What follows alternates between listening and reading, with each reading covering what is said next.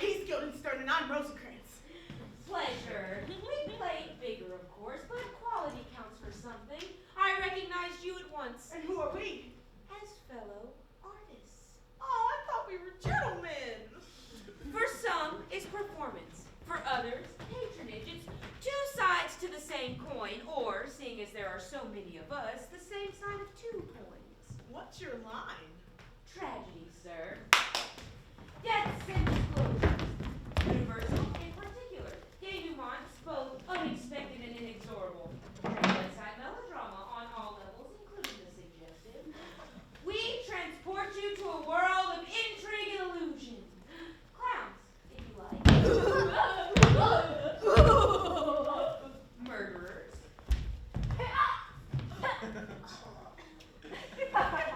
We can do you ghosts. Battles on the skirmish level. Heroes. Villains. Tormented lovers. Set pieces in the poetic vein. Flagrante delicto. At a price, but that falls under realism, for which there are special terms. Getting warm, am I? Well, I don't know. It costs a little to watch, and a little more if you happen to get caught up in the action. If that's your taste, and times being what they are. And what are they? Indifferent. Bad? Wicked. Now, what precisely is your pleasure? Gentlemen, disport yourselves. There, see anything you like? Well, what do they do? Let your imagination run riot. They are beyond surprise. And for how much? To take part? To watch. Watch what? A private performance. How private? Well, there's only two of us. Is that enough? For an audience? Disappointing. For voyeurs, about average. Well, what's the difference? 5 guilders. 5 guilders!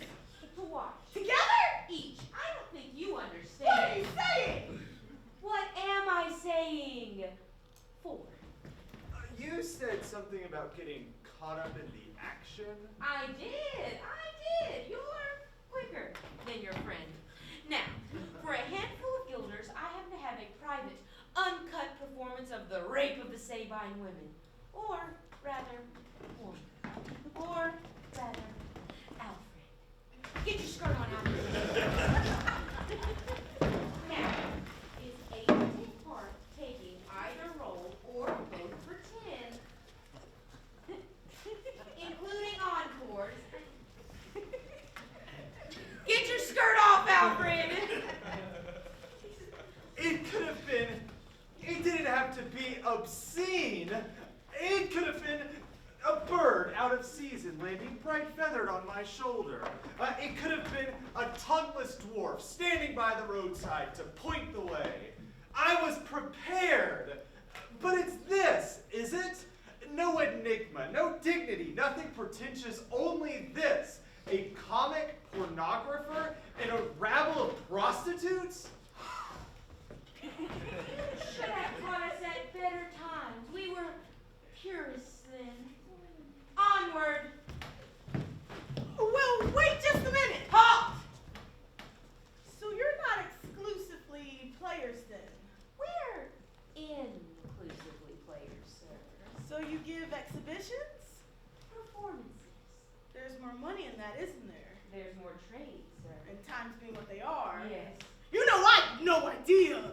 No. I mean, I've heard of, I've just never actually. No. I mean, what exactly is it that you do? We stick to our usual stuff, more or less, only inside out.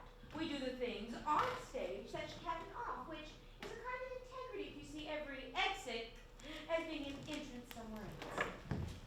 Well, wait just a minute. Why don't you guys stick around and tell us about all the weird stuff people make you do? Onward. Well, wait, fine then. What will you guys do for this? What are you playing at? Do you like a bet? What kind of bet did you have in mind? Double or quits?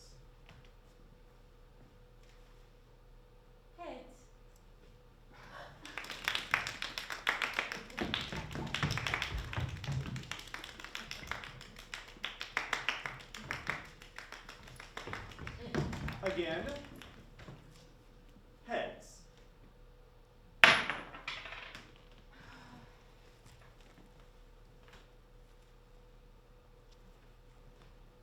Again. Heads.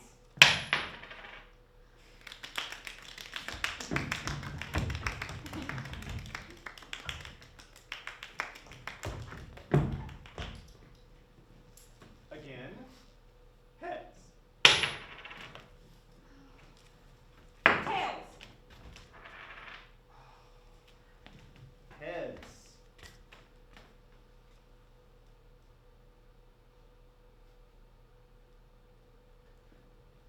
Again. No, they don't like the odds. Heads, I win. No. You were right. Heads, I win. No. Right again. Heads, I win. No. Would you believe it? Bet me the year of my birth doubled is an odd number. Your birth. If you don't trust me, don't bet me. Would you trust me? Bet me then. My birth. Odd numbers, you win. You're on. Good. Year of your birth, double it. Even numbers, I win. Odd numbers, I lose.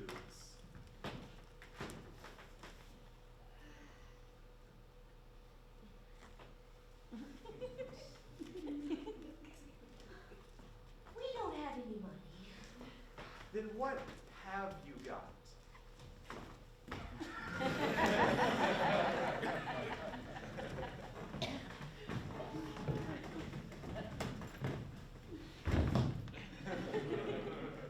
Was it all for this? It's the best we've got, sir. The times are bad indeed. Very air stinks. Come here, Alfred.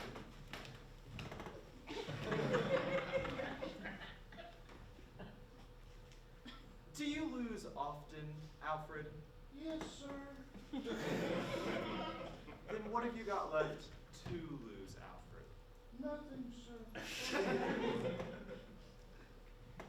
Do you like being an actor, Alfred? No, sir. You and I, Alfred, we could create a dramatic precedent here. Do you know any good plays? Plays. Exhibitions. I thought you said you were actors. Well, we are. There just hasn't been much call for Ah, it. but you lost. One of the Greeks, perhaps. You are familiar with the tragedies of antiquity, aren't you? The great homicidal classics. Matri, Patri, Fratori, Sorori, Uxori, and, it goes without saying, suicidal. Maidens aspiring to godhood. And vice versa. Your kind of thing, is it? Well, I can't say that it is really. We're more of the blood, love, and rhetoric school. Then I'll leave the choice to you if there's anything to choose between them. Well, they're hardly divisible, sir. I can give you blood and love without the rhetoric. And I can give you blood and rhetoric without the love. And I can give you all three, consecutive or concurrent. But I cannot give you love and rhetoric without the blood. Blood is compulsory, you see. It's all blood. Is that what people want? It's what we do. We'll let you know.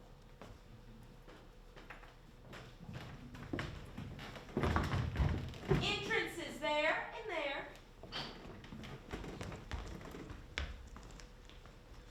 Aren't you going to change into your costume? I never change out of it, sir. Always in character. That's it. Aren't you going to come on? I am on. But you can't come on if you are on, can you? I start on. But it hasn't started yet. Go on. We'll watch out for you. I'll give you away. Excuse me. Thank you.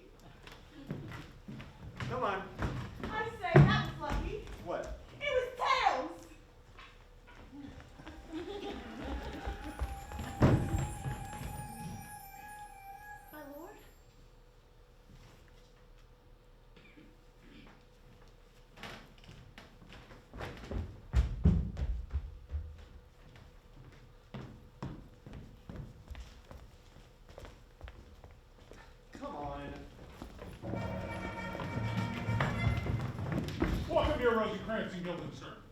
Moreover, that we much did long to see you, the need for which we had to use you did provoke our hasty sending.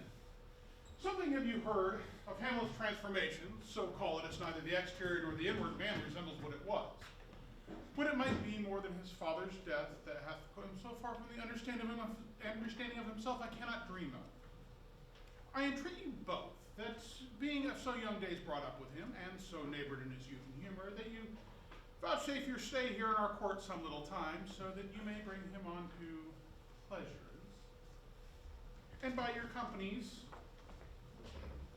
gather so much as from occasions you may glean, whether aught unknown to us afflicts him, that open lies within our remedy. Good gentlemen, he hath much talk to me, and sure am I two men there now living to whom he more adheres. If it pleases you to show us so much gentry and goodwill, as to expend your time with us a while, for the supply and profit of our hope. Your visitation shall receive such a thanks as fit to king's remembrance. Both your majesties, by the sovereign power you have of us, put your dread pleasures more into command than to entreaty. But we both obey, Oh, yes. and here give up ourselves in the full bit, to lay our service freely at your feet, to be commanded. Thanks,